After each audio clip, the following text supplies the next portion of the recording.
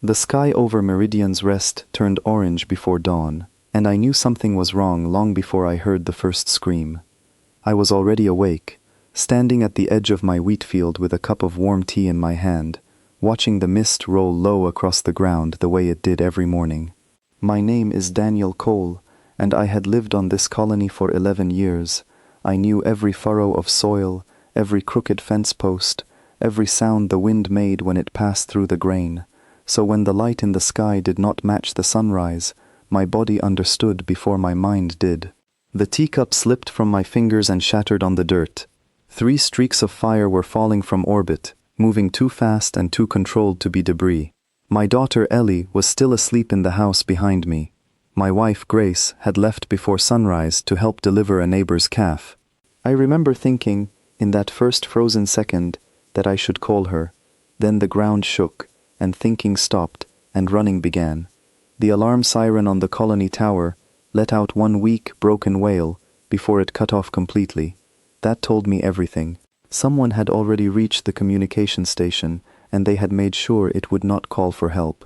I ran across the field toward my house, my boots slipping on wet soil, my heart slamming against my ribs so hard it hurt to breathe. Above me, 3 shapes broke through the clouds. They were not shuttles. They were not cargo haulers. They were sleek, black, and utterly silent. The kind of quiet that only comes from something built for one purpose. By the time I reached my door, Ellie was already standing on the porch in her nightclothes, clutching the wooden toy horse I had carved for her 5th birthday. She looked up at me with wide, confused eyes. "Dad, what's that sound?" I did not answer her. I picked her up, wrapped her in the blanket from the porch chair, and ran toward the storm shelter behind our home. It was barely large enough for 2 people, dug into the earth years ago as a precaution against dust storms, never meant for anything like this. We had almost reached it when the first ship landed in the town square, less than a kilometer away. The impact rattled windows across the entire farming district. Dogs barked. Somewhere, a woman was shouting her husband's name. I pushed Ellie into the shelter and pulled the metal hatch halfway shut. "Stay here," I said. "Do not come out. Do not make a sound. I promise I will come back for you." She grabbed my sleeve with both small hands. "Where are you going?" "To find your mother." I sealed the hatch, covered it with a tarp and a pile of hay, and ran toward the sound of the ships. The colony of Meridian's Rest was not a military settlement. We were farmers, engineers, teachers, and a handful of retired workers who had come here for a quiet life far from crowded worlds. We had no defense fleet, no shielded walls, no soldiers standing guard. We had fences meant to keep livestock in, not invaders out. As I ran down the main road, I saw the first of them.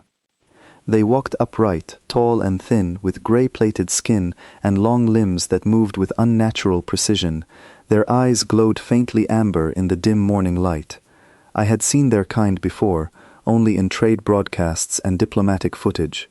The Kralin were known across this part of the galaxy as opportunists, a faction that operated at the edges of civilized space, always looking for resources too weak to defend themselves. They were not here to trade. 2 of them dragged a struggling boy from a house I recognized. I knew that boy. His name was Tobias, and he used to help me repair my irrigation lines every summer for a few coins and a warm meal. He was screaming for his parents, but the sound was cut short when one of the Kralin struck him with the back of an armored hand, not hard enough to seriously harm him, only enough to silence him. I ducked behind a grain silo, my chest heaving, every instinct telling me to run to him, and every fragment of caution telling me that unarmed anger would only get me captured or worse. I forced myself to keep moving toward Grace. The neighbor's farmhouse where she had gone to help with the calf was 3 fields away. I cut through the tall grass, staying low, watching the sky for movement. More ships were descending now, spreading out across different parts of the colony like a slow, deliberate net being pulled tight. When I reached the farmhouse, the front door hung open, swinging gently in the wind. Inside, overturned furniture and a broken lamp told a story I did not want to read. "Grace," I called out, my voice cracking. No answer. I searched every room, the kitchen, the bedrooms, the cellar, nothing. My hands were shaking so badly I could barely hold the doorframe steady as I stepped back outside. That was when I heard her voice, faint and desperate, coming from the barn. I ran. Inside, Grace was pressed against a stack of hay bales, standing protectively in front of the neighbor's 2 children, a boy and a girl no older than 8 and 10. A single Kralin scout stood in the doorway, blocking her only path out, studying them the way a merchant studies goods, before deciding on a price. I did not think. I grabbed a pitchfork leaning against the wall and swung it as hard as I could into the scout's side. It staggered, hissed something in a language I did not understand, and turned toward me with startling speed. "Run!" I shouted at Grace. She grabbed the children and bolted past the stalls, toward the back exit, while I held the pitchfork out in front of me, my arms trembling, my mind screaming that this was the single most dangerous decision I had ever made in my life. The scout studied me for a long moment, tilting its head slightly, almost with curiosity rather than aggression. Then, without warning, it turned and walked out of the barn, moving toward easier prey elsewhere in the colony. I realized later that to them, a single farmer with a farming tool was not worth the effort. We were not seen as a threat. We were seen as livestock that occasionally kicked. That thought would haunt me for years to come. I found Grace and the children hiding behind an old water tank a few hundred meters away, all of them trembling, the younger girl crying silently into Grace's shoulder. "Ellie," Grace said immediately, gripping my arm. "Where is Ellie?" "She's safe. She's in the shelter." Relief flooded her face for only a moment before the sound of engines roared overhead again, and the moment was gone. We spent the next several hours moving from cover to cover, watching the horror unfold across our home. Farmhouses burned, their fields catching fire from stray energy discharges. Families were rounded up in the town square, searched, and separated. Children were pulled from their parents' arms and marched onto transport ramps while parents were held back by restraint fields that buzzed with a low, threatening hum. I watched an old friend of mine, a retired teacher named Nathan Pierce, try to stop them from taking his granddaughter. He was struck down, not with a weapon meant to end his life, but enough to remind everyone watching exactly who held the power here. He lay on the ground, alive but broken, as his granddaughter was carried away, calling his name until her voice disappeared into the ship's hull. By midday, the ships began lifting off, one by one, their cargo bays sealed. Smoke rose from a dozen different points across the colony. The Kralin left as quietly as they had arrived, their mission complete, their profit secured. I returned to the shelter as soon as it was safe, tearing the tarp and hay away with hands that would not stop shaking. Ellie was still there, curled into the smallest corner, clutching her wooden horse so tightly her knuckles had turned white. "Dad," she whispered when she saw me, and then she was in my arms, sobbing, and I held her as tightly as I could without hurting her. My own eyes burning with tears, I refused to let fall in front of her. It was only later, once the colony began the slow, painful process of counting who remained, that we understood the full scope of what had happened. 43 children had been taken, 11 farms had been burned beyond saving. 6 people, including Nathan Pierce, were gravely injured, and the boy named Tobias, the one who used to help me with my irrigation lines, was among the missing. That evening, the surviving adults of Meridian's Rest gathered in the community hall, a building that had somehow escaped the fires. Grace sat beside me with Ellie asleep against her shoulder. Around us, faces were pale, eyes red, hands trembling around cups of untouched tea.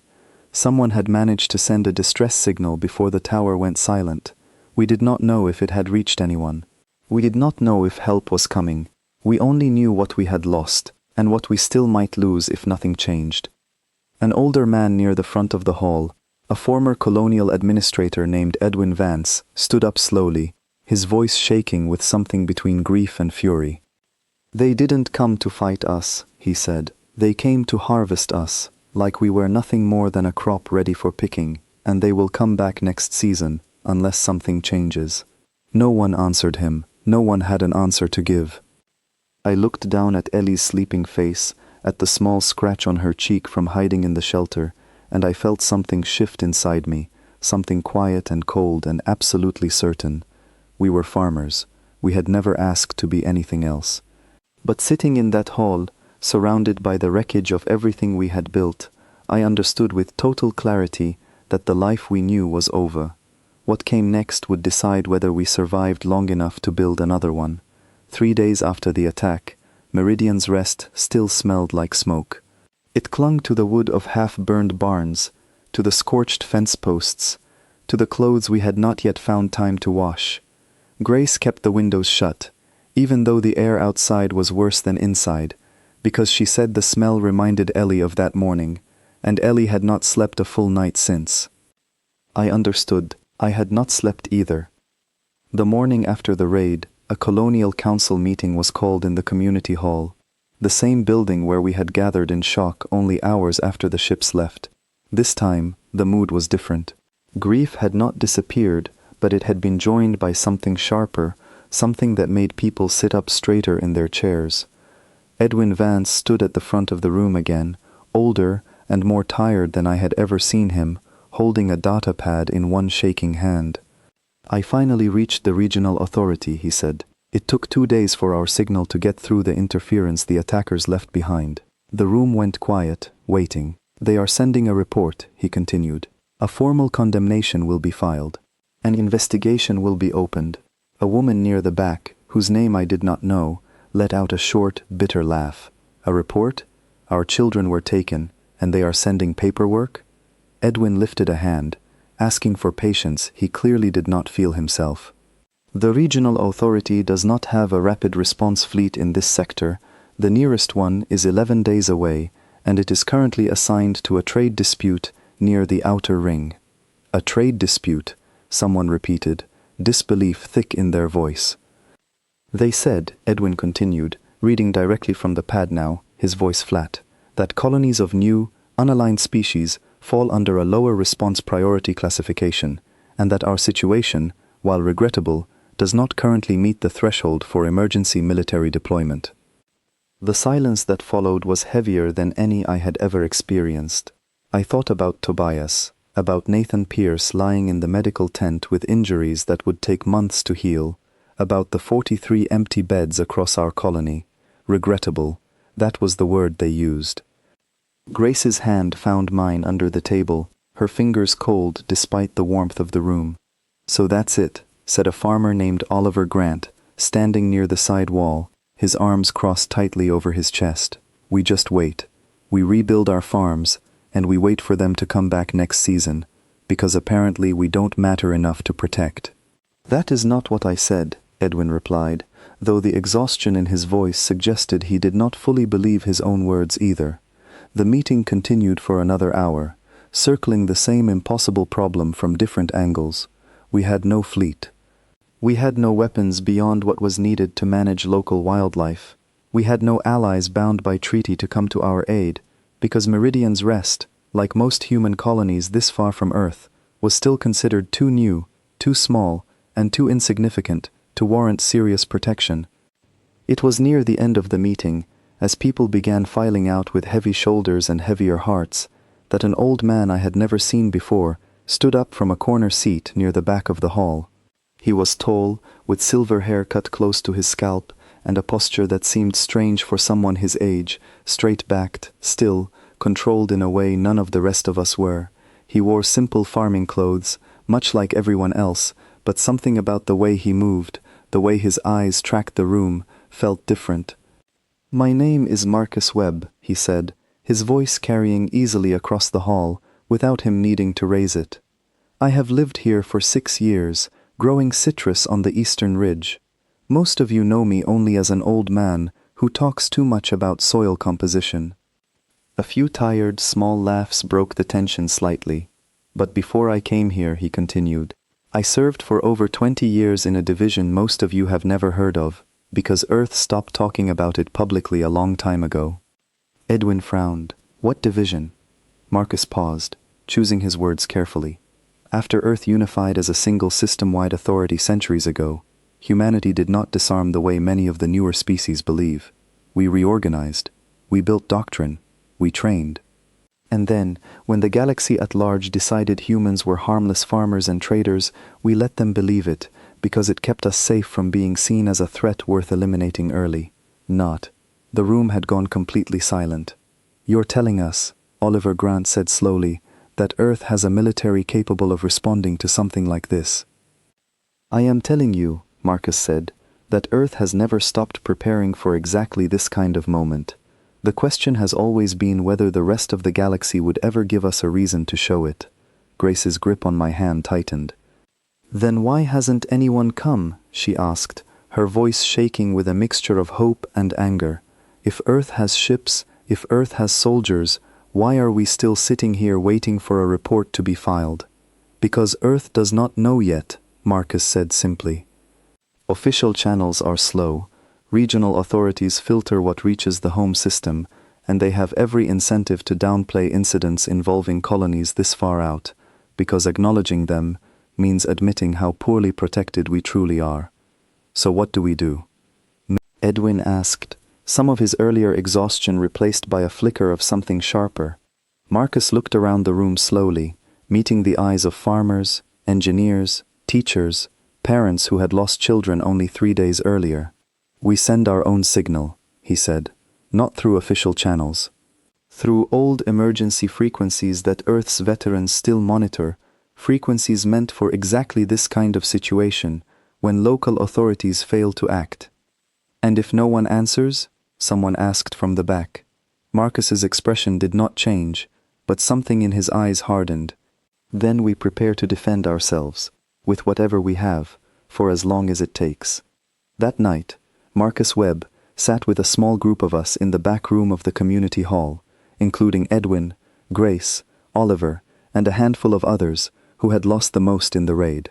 He explained, in careful, measured detail, what he remembered from his years of service, protocols for organizing basic defense, methods for converting farming equipment into functional barriers, ways to identify vulnerable points in a settlement before an enemy could exploit them again.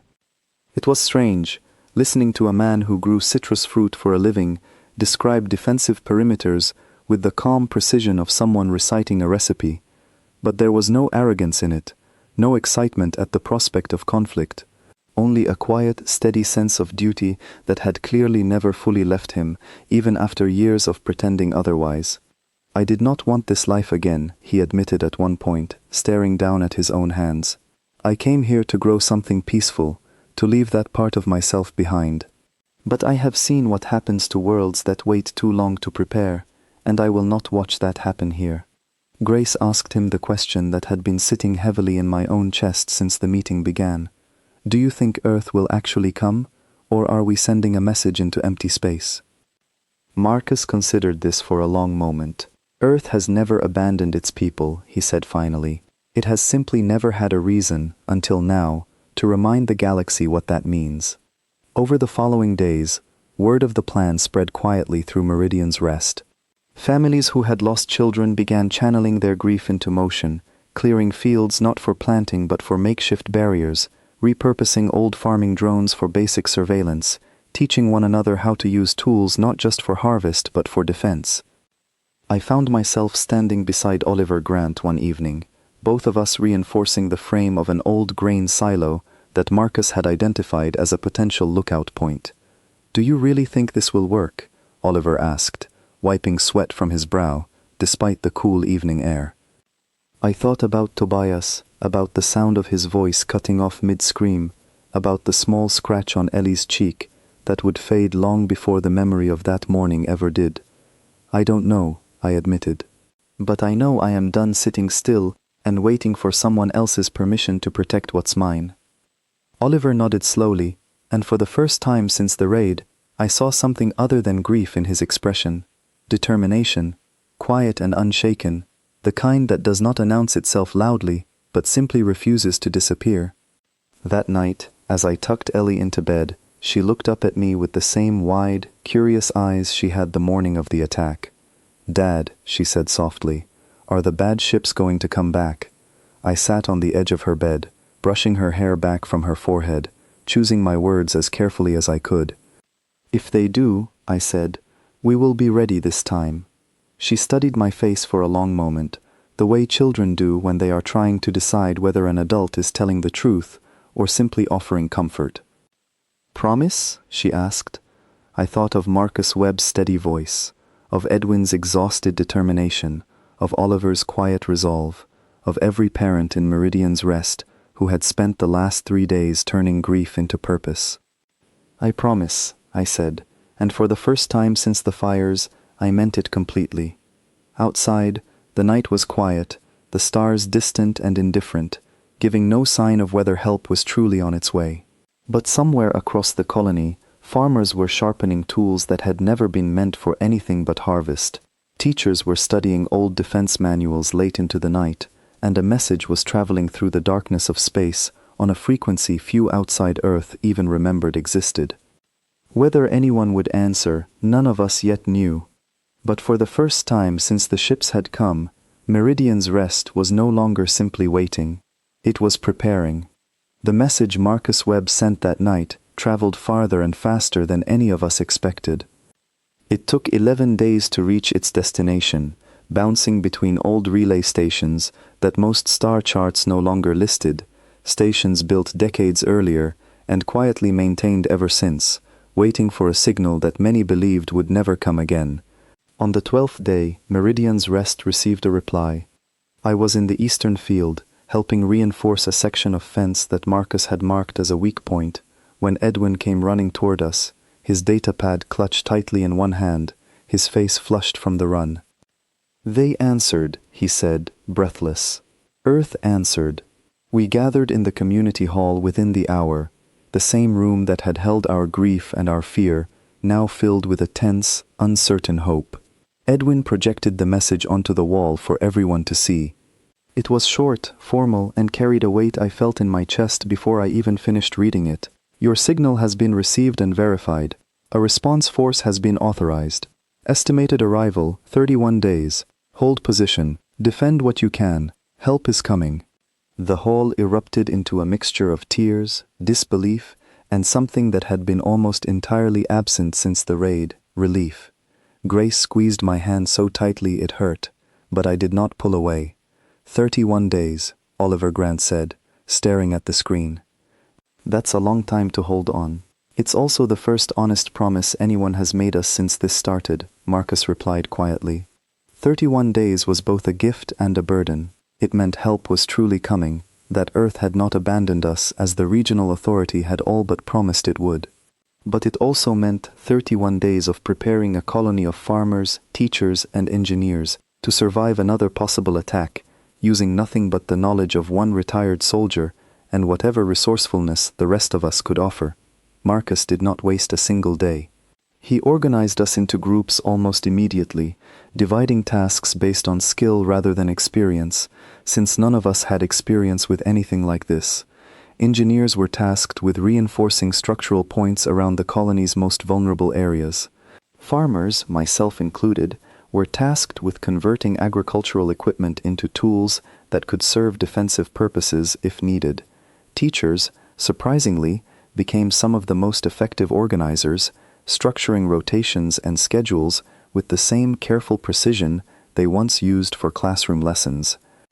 I spent my mornings in the field as always, but my afternoons were spent in what Marcus called the workshop, a repurposed equipment barn, where farming tools were being modified under his guidance. Harvesting lasers, originally designed to clear brush and cut through dense root systems, were recalibrated for defensive use. Automated irrigation drones were fitted with basic sensors to serve as early warning systems. Even simple things, fence posts, grain silos, water towers, were reinforced and repositioned to create defensible points across the colony. Oliver Grant, it turned out, had a natural talent for this kind of work, understanding machinery in ways that surprised even Marcus. "You could have been an engineer," Marcus told him one afternoon, watching him recalibrate a drone's sensor array with quick, confident hands. "I just fix things that break," Oliver replied simply. "Guess that includes weapons now, too." There was no pride in his voice when he said it, only a quiet acceptance of necessity. Grace, meanwhile, organized something equally important, a system for protecting the children who remained. Shelters were reinforced across the colony, evacuation routes were mapped and practiced, and every family was given a clear plan for what to do if the alarm ever sounded again. Ellie, along with the other children of Meridian's Rest, practiced these routes almost daily, treating it at first like a strange game, until the memory of the raid inevitably resurfaced and the game became something far more serious. I watched Ellie one afternoon as she guided a younger boy toward the reinforced shelter near our home, her small voice steady, despite the fear I knew still lived somewhere inside her. "This way," she told him, "quickly, but don't run. Running makes you trip." It broke my heart and filled it with pride in equal measure. As the days passed, word spread beyond Meridian's Rest to nearby settlements that had heard rumors of the attack but had not yet experienced anything like it themselves. Some sent supplies, others sent volunteers, farmers and workers from neighboring colonies who understood, perhaps better than any distant authority ever could, what it meant to feel forgotten by the very systems meant to protect them. Among those volunteers was a woman named Laura Bennett, a former colonial engineer from a nearby settlement, who arrived with a small team and immediately began assisting with structural reinforcements across the colony. "We heard what happened here," she told me during one of the rare quiet moments we shared, repairing a section of perimeter fencing. "We wanted to help before it happens to us too." "Do you think it will?" I asked. Her expression was grim but honest. "I think the ones who took your children will keep taking until someone makes them stop." Her words stayed with me long after that conversation ended. 15 days into our preparation, tensions rose sharply when one of Marcus's early warning drones detected unfamiliar movement near the colony's northern border. For nearly 6 hours, the entire settlement operated under the assumption that the Kralin had returned early. Families gathered in shelters. Defensive positions were manned. My own hands shook as I stood near the eastern fence, holding a recalibrated harvesting laser, watching the tree line for any sign of movement. It turned out to be nothing more than a herd of native wildlife disturbed by the sound of construction equipment, but the false alarm revealed something important, both good and troubling. It proved that our warning systems worked. It also proved how close to the edge every single person in Meridian's Rest remained, how thin the line was between calm determination and complete panic. Marcus addressed the entire colony that evening, standing atop a reinforced platform near the community hall. "Fear will always be part of this," he said, his voice carrying clearly across the gathered crowd. "It should be. It means you understand what is at stake. But fear cannot be allowed to control your actions, or it becomes a weapon the enemy can use against you without ever firing a shot." I thought about that night often in the days that followed, understanding slowly that Marcus was not just teaching us how to defend our homes, he was teaching us how to survive the mental weight of preparing for violence we had never expected to face. 20 days into the 31-day countdown, our first genuine test arrived, though not in the form any of us anticipated. A small Kralin scouting vessel, likely sent to assess whether the colony had recovered enough to justify a second raid before Earth's response force arrived, entered the outer edge of our detection range.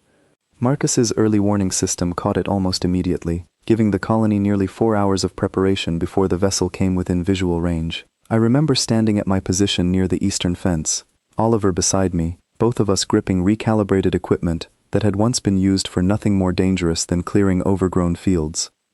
"They're testing us," Marcus said over the makeshift communication network Laura Bennett's team had helped establish. "If we look weak, they will return in force before Earth arrives." "And if we look strong?" Oliver asked. "Then we buy ourselves the time we need." The scouting vessel circled the colony's perimeter twice, low enough for its scanning systems to be visible from the ground, before ascending back toward orbit without attempting to land. Whether it was because of the reinforced positions now visible across the settlement, the coordinated response of armed farmers holding defensive lines, or simple caution on their part, we never knew for certain. But it left. The celebration that followed was quiet, exhausted, but real. For the first time since the raid, Meridian's Rest had faced a threat, and had not been forced to run, hide, or surrender anything in return. Grace found me afterward, standing near the fence line, as the sun began to set, staining the sky, the same orange that had once meant only devastation to us. "We held," she said softly, wrapping her arms around me from behind. "For now," I replied, though there was less fear in my voice than there had been in weeks. 11 days remained until Earth's response force was scheduled to arrive. 11 days of continued preparation, continued fear, and continued determination from a colony of farmers who had never asked to become soldiers, but who had refused, when given no other choice, to become victims either. On the 29th day, a massive shape appeared on the edge of our detection systems, larger than anything the scouting vessel had been, larger than anything most of us had ever seen in our lives. For a long, terrifying moment, no one knew whether to prepare for salvation or annihilation.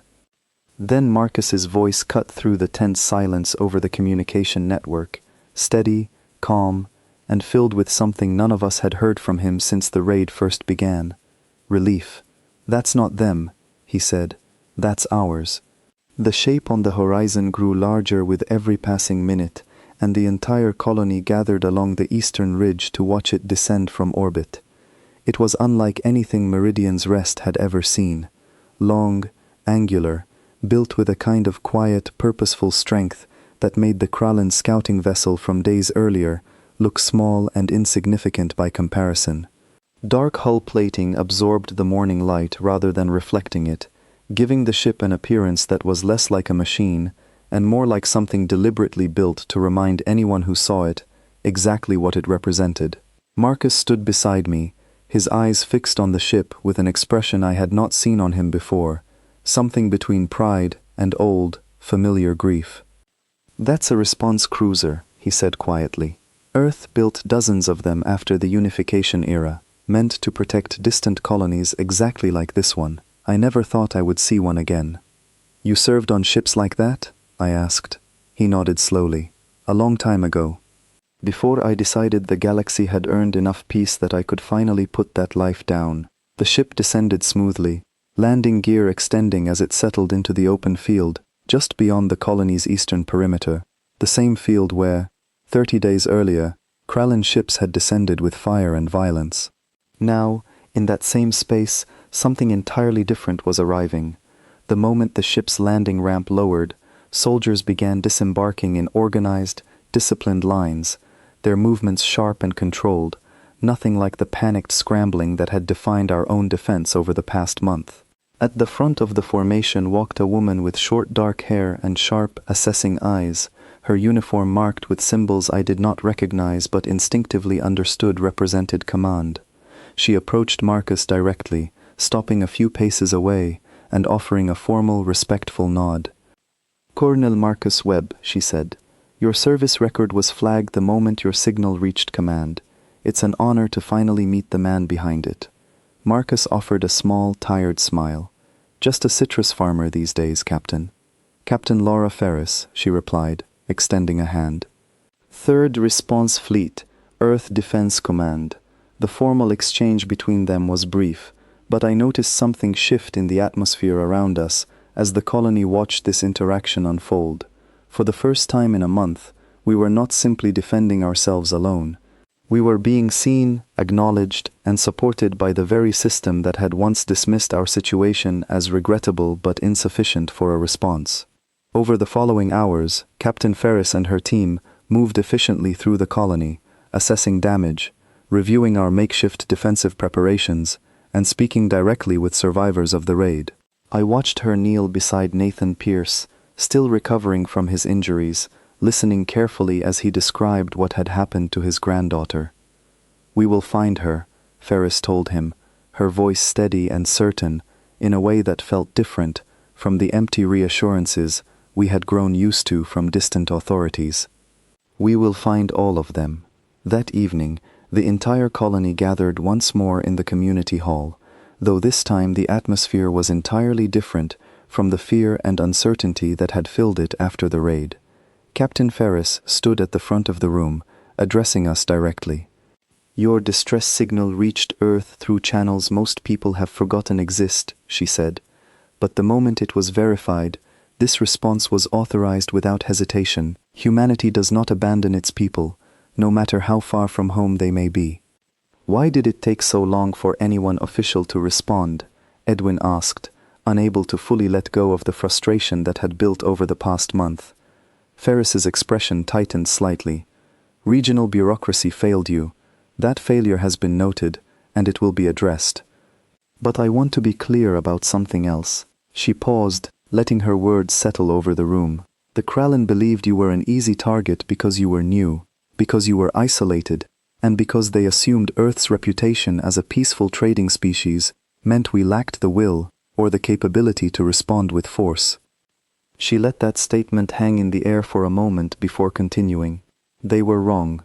A murmur passed through the crowd, something between vindication and renewed determination. Our scans have identified the origin point of the raiding fleet, Ferris continued.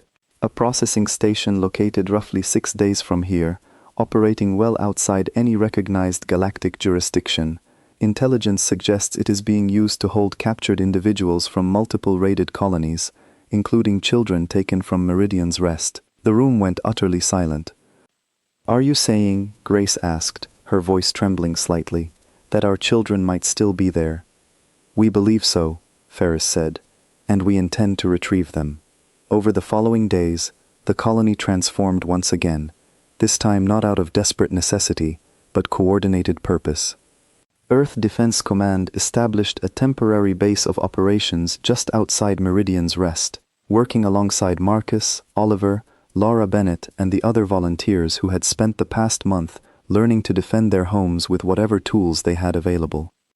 I found myself pulled into planning sessions I never expected to be part of, offering local knowledge of the terrain, the colony's layout, and details about the raid that Ferris's team believed might help with the coming operation. During one such session, I finally asked the question that had been sitting in my chest since the ship first arrived. Are you going to war with the Kralin?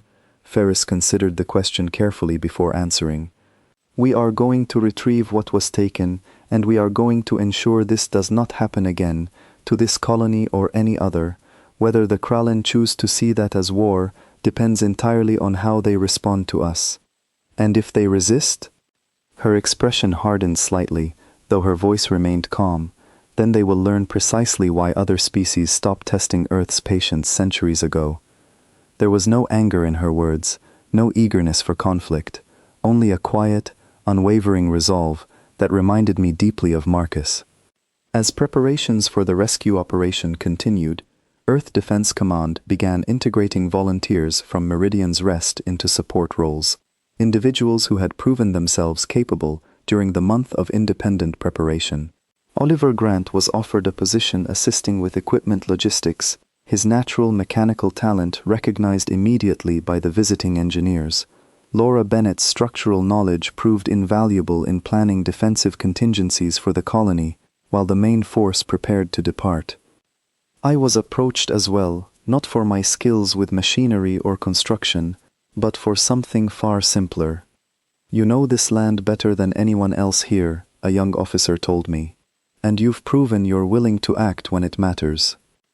I thought about the pitchfork in the barn, about the terrified scout who had simply walked away because he did not consider me worth the effort, and I felt something harden inside me that had not fully existed a month earlier. What do you need from me? I asked. A local guide, someone who understands this colony's people well enough to help coordinate remaining defenses while the response force is away. It was not the role I had expected, but it was one I accepted without hesitation. 6 days after the response cruiser's arrival, preparations were complete. The rescue operation targeting the Kralin processing station was set to depart at dawn. That night, the entire colony gathered once more, not in fear this time, but in quiet, determined hope. Grace held my hand tightly as we stood near the ship's boarding ramp, watching soldiers make their final preparations. Do you think they'll find them? She asked softly. Tobias, Nathan's granddaughter, all of them? I thought about the promise I had made to Ellie weeks earlier, about being ready if the ships ever returned, about a colony of farmers who had refused to remain victims. I think, I said slowly, that for the first time since this began, the ones who took our children have no idea what's coming for them. Above us, the response cruiser's engines began to hum softly, preparing for departure, carrying with it not just Earth's soldiers, but the hopes of an entire colony that had learned, in the span of one devastating month, that being farmers did not mean being helpless. As the ship rose into the morning sky, disappearing into the vast darkness beyond our small, fragile world, I found myself thinking not of fear, but of the quiet, steady resolve I had seen in Captain Ferris's eyes, in Marcus's steady hands, in every farmer who had picked up a tool never meant for defense, and used it anyway, when the moment demanded it. The Krullen had come to Meridian's Rest believing us weak. They were about to discover exactly how wrong that assumption truly was. The processing station appeared on the cruiser's long-range scanners, exactly where intelligence had predicted, a dark, irregular structure, drifting silently at the edge of a debris field, far beyond any recognized trade route. I remained behind at Meridian's Rest, coordinating local defenses alongside a small support team, while the majority of Earth's response force departed toward the operation. Word of what happened during those tense hours reached us only afterward, pieced together from reports Captain Ferris shared once the mission concluded, and later from soldiers who had been present and were willing to speak of what they witnessed. According to those accounts, the response cruiser approached the station with careful precision, using passive sensors rather than active scans to avoid alerting whoever remained aboard. Marcus, despite his age and his years away from active service, insisted on joining the operation, his intimate knowledge of Krallen tactics proving invaluable during the final planning stages. The station itself was larger than anticipated, a converted mining platform repurposed for holding captured individuals from multiple raided colonies across the region. Scans confirmed dozens of human life signs aboard, along with several other species who had likely suffered similar fates at Krallen hands. Captain Ferris organized the extraction with methodical care, prioritizing the safety of captives above all else. Small assault teams entered through multiple points simultaneously, moving swiftly through the station's corridors, while a secondary team worked to disable any defensive systems before they could be activated. Resistance, according to the reports, was minimal. The Krallen guarding the station, confident in their isolation and unaware of Earth's rapid response, were caught almost entirely unprepared. Most surrendered quickly once it became clear that Earth's soldiers moved with a level of coordination and discipline they had never encountered from a species they considered harmless. Marcus, despite requests that he remain with the command team for safety, insisted on joining the team responsible for locating the holding cells where captured children were kept. It was there, in a narrow corridor deep within the station, that he found Tobias. The boy, according to what Marcus later shared with me, was frightened but unharmed, along with several other children from Meridian's Rest, huddled together in a containment area that had clearly not been designed with comfort or safety in mind. They didn't know what to make of me at first, Marcus told me afterward, sitting quietly on the porch of my home once the operation concluded, an old man in a soldier's uniform, moving like someone half my age. I think that confused them more than anything else. "Did Tobias recognize you?" I asked. Marcus nodded slowly. He asked if I had come from the colony. When I told him yes, he asked if his parents were safe. "What did you tell him?" "That everyone had been waiting for him to come home." The rescue operation, once resistance had been neutralized, proceeded with remarkable efficiency. Every captured individual from Meridian's Rest was recovered, along with several dozen others taken from neighboring colonies during previous raids that had never received the intervention we had been fortunate enough to secure. Nathan Pierce's granddaughter was among those found, frightened but physically unharmed, clutching a small piece of fabric torn from her grandfather's jacket that she had somehow managed to keep with her throughout her ordeal. The Krallen crew members captured during the operation were taken into custody rather than harmed, a decision Captain Ferris explained carefully once the response cruiser began its return journey. "Our goal was never destruction," she told the assembled colony upon their return, standing once again at the front of the community hall, though this time surrounded by faces filled with relief rather than fear. "Our goal was to recover what was taken, and to ensure this could never happen again without consequence." What happens to them now? Edwin asked, referring to the captured Kralin. They will be handed over to regional authorities, along with full documentation of their crimes, Ferris replied, and a formal notice will be issued to their broader faction, making clear that any further action against human colonies will be met with the same response you witnessed here. I noticed something shift in the room as she spoke, a quiet, collective understanding that something fundamental had changed, not just for Meridian's rest, but for how the wider galaxy would now be forced to view humanity's colonies. The reunion that followed remains, even now, one of the most powerful moments I have ever witnessed. Families gathered near the response cruiser's landing site as rescued children disembarked, some running immediately into the arms of parents who had spent 30 days fearing they would never see them again. I watched Nathan Pierce, still recovering from his injuries, rise unsteadily to his feet as his granddaughter ran toward him, both of them collapsing into an embrace filled with tears neither attempted to hide. Tobias found his parents near the edge of the crowd, and I watched the boy who had once helped me repair irrigation lines for coins and a warm meal disappear into an embrace so tight it seemed neither parent intended to ever let go again. Grace stood beside me, tears streaming freely down her face, holding Ellie tightly against her side as we watched the reunions unfold across the field. "They kept their promise," Grace whispered. I thought about the message Marcus had sent 31 days earlier, about Earth's response arriving exactly when promised, about a colony of farmers who had refused to simply wait and hope, choosing instead to prepare and act alongside the help that eventually arrived. "We kept ours too," I said quietly, watching Ellie's small hand find mine, gripping it tightly as she watched the joyful chaos unfolding around us. Not every story that day carried the same relief.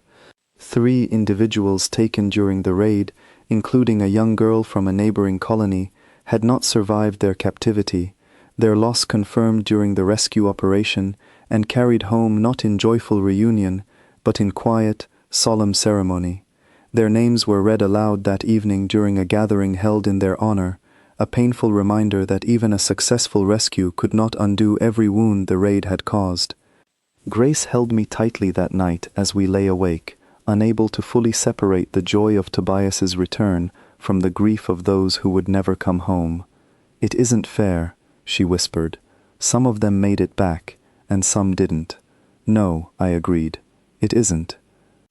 But even amid that grief, something had changed in Meridian's rest that could not be undone. We had faced the worst moment of our lives, and rather than remaining victims of it, we had prepared, endured, and ultimately triumphed, alongside the help that arrived when we needed it most. In the days that followed, Captain Ferris and her team remained at the colony longer than originally planned, assisting with continued reconstruction efforts and establishing a more permanent line of communication between Meridian's rest and Earth's regional defense network, ensuring that no future distress signal would ever again take 31 days to receive a response. Marcus, despite his years of trying to leave his old life behind, found himself unofficially advising Earth Defense Command on establishing similar defensive training programs for other vulnerable colonies scattered across the region, ensuring that what had happened to us would not be repeated elsewhere without a far faster and more decisive response. "I thought I was done with that life," he admitted to me one evening, sitting on my porch as the sun set peacefully over fields that had finally begun to heal from the fires that once consumed them. "But I think some things you never truly leave behind, you simply set aside until they're needed again." "Do you regret it?" I asked. "Coming back to that life, even partially?" He considered the question for a long moment, watching Ellie play nearby with Tobias and several other children who had returned home, their laughter carrying across the field in a way that felt like healing itself. "No," he said finally, "some things are worth setting everything else aside for." I understood exactly what he meant. As the days turned into weeks, Meridian's rest slowly returned to something resembling normal life, though it was a normal forever changed by what we had endured. Farms were rebuilt, fields were replanted, and the community that had once defined itself simply as peaceful farmers now carried something new alongside that identity, a quiet, unshakable resolve that had been forged in fire and proven in the recovery of everything that fire had tried to take from us.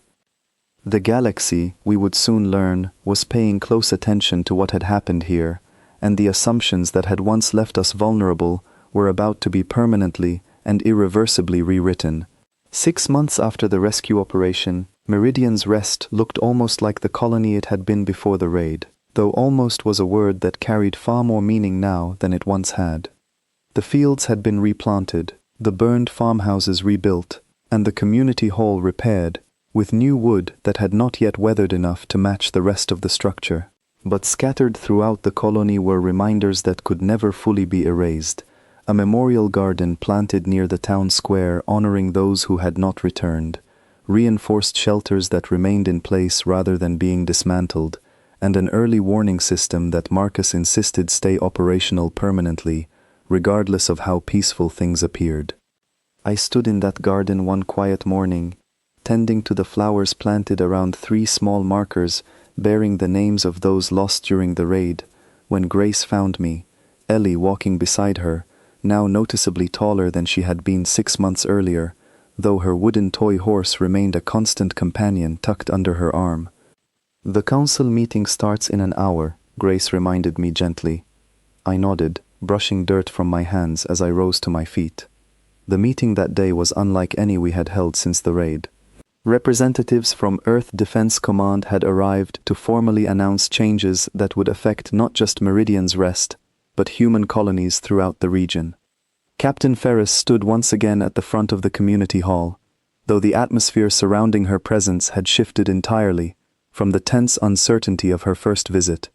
"In the month since the operation here," she began, addressing the gathered colonists, "reports of that response have spread across neighboring sectors, reaching species and factions who previously viewed humanity's colonies as easy targets for exploitation." She paused, allowing her words to settle before continuing. "The Kralin faction responsible for the raid on Meridian's Rest has formally ceased operations in this region, following diplomatic and enforcement pressure from Earth Defense Command, backed by evidence gathered during the rescue operation and testimony from captured Kralin crew members." A quiet murmur passed through the room, relief mixed with lingering caution. "More significantly," Ferris continued, "several neighboring species who previously dismissed human colonies as insignificant have reached out through diplomatic channels, requesting formal defense agreements and mutual protection treaties, citing what happened here as evidence that humanity possesses both the capability and the will to protect its people, regardless of how isolated or newly established a colony may be." Edwin, still serving as the colony's administrator despite his exhaustion during the earliest days of the crisis, rose slowly to his feet. "So Meridian's Rest changed how the galaxy views humanity?" he asked, disbelief evident in his voice. "Meridian's Rest," Ferris replied, "reminded the galaxy of something it had chosen to forget. Humanity was never as harmless as convenient assumptions suggested. This colony simply provided the proof that assumption could no longer be safely relied upon by anyone considering similar action against us." I thought about Marcus's words from all those months earlier, about humanity reorganizing rather than disarming after unification, about preparing quietly for exactly the kind of moment that had finally arrived. After the meeting concluded, I found Marcus near the eastern fence line, the same fence he had helped reinforce during those desperate 31 days of preparation. He was tending to a small section of citrus trees that had somehow survived the fires, coaxing new growth from branches that had seemed permanently damaged only months earlier. "You did this," I said, approaching him. "Everything Ferris just described, it started with you." Marcus shook his head slowly. "It started with every single person in this colony who refused to simply wait and hope when help was 31 days away. I only provided the knowledge. You all provided the will to use it." I thought about Oliver Grant's natural talent with machinery, now formally recognized by Earth Defense Command as he assisted with defense preparations for other vulnerable colonies throughout the region. I thought about Laura Bennett, whose structural expertise had been requested by 3 separate settlements seeking to avoid Meridian's Rest's fate. I thought about every farmer, teacher, and parent who had transformed grief into preparation, and preparation into a resolve that had ultimately reshaped how an entire region of the galaxy viewed humanity's colonies. "What happens now?" I asked. "For you, I mean. For all of us." Marcus considered the question, looking out across fields that had been rebuilt through months of careful, determined labor. "Now," he said, "we continue growing what we always intended to grow here, but we do it with the knowledge that we are capable of protecting it, should that ever again become necessary." That evening, as the sun began to set over Meridian's Rest, painting the sky in gentle oranges and reds that no longer immediately triggered memories of fire and fear, I stood in my field with Grace and Ellie, watching the colony settle into its new, hard-earned peace. Tobias ran past us, laughing, chasing after a group of children that included Nathan Pierce's granddaughter, their laughter carrying across fields that had once burned, now standing tall, with new growth that seemed determined to prove that even the deepest wounds could eventually heal into something resilient. Nathan Pierce himself sat nearby on a bench near the memorial garden, fully recovered from his injuries, watching his granddaughter play with an expression of quiet, profound gratitude. Ellie tugged gently at my sleeve, drawing my attention downward. "Dad," she said softly, "do you think the bad ships will ever come back?" I knelt down to meet her eyes directly, considering my answer carefully, the way I had learned to do since that first terrifying morning so many months earlier. "I think," I said slowly, "that if they ever try, they will find a very different colony waiting for them than the one they found before." She considered this for a long moment, her expression thoughtful in a way that reminded me she had grown far more in the past 6 months than any child should have to. "Because we're ready now," she said, not quite a question, but not quite a certainty either. "Because we're ready now," I confirmed. She smiled, satisfied with the answer, before running off to rejoin Tobias and the other children, her laughter blending seamlessly with theirs across the peaceful evening air.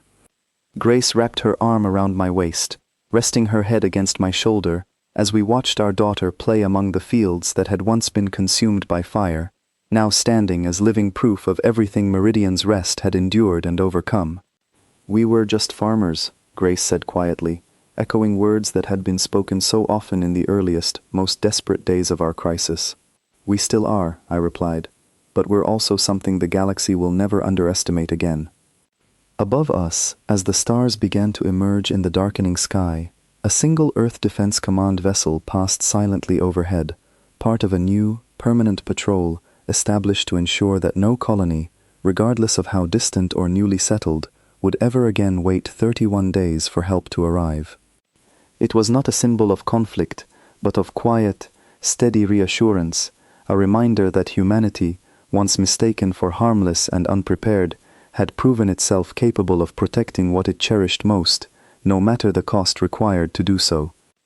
I looked down at the field around me, rich with new growth pushing steadily through soil that had once been scorched beyond recognition, and I understood, with complete and unshakable certainty, that whatever challenges the future might bring, Meridian's Rest, and the family it had become, would face them not as helpless farmers waiting for salvation, but as something far stronger, forged through loss, tempered through preparation, and united by an unbreakable resolve to protect one another, no matter what threats the wider galaxy might one day choose to send our way.